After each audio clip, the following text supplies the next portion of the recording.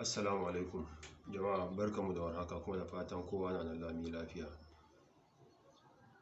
Fari yana so zai bayani ne akan halin da 'yan arewa suka shiga gabaki daya a kasan nan. Kuma bayanin da zan yi a takaice ba wani bayani ne ba illa iyaka in ce a yi haƙuri. Komai ya faru dama haƙurin ita ce, amma ba haƙurin kawai za a yi a zauna a zuba wa lamarin ido ba. Abin nan ba yau an ka fara ba, an jima ana yin ta.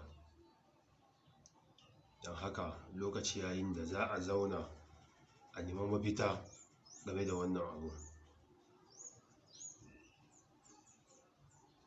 Wannan abin da ya faru a Ibadan kwanan nan,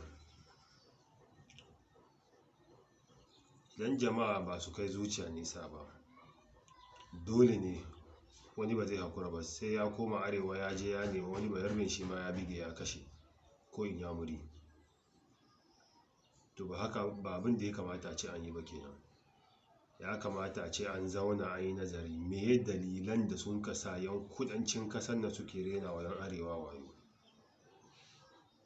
A zauna a tattauna, kowa ya bada nashi shawarar da ra'ayi, sannan sai a nemi mafita gaba daya.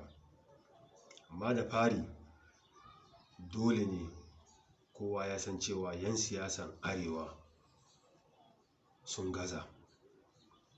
Wannan wahalan da 'yan arewa suka shiga a arewan da kuma kudu, har abin ta kai ga ma zaman arewan ya gagare wasu, dole za su gangaro zuwa kudu neman abin da za a ciyar da iyali.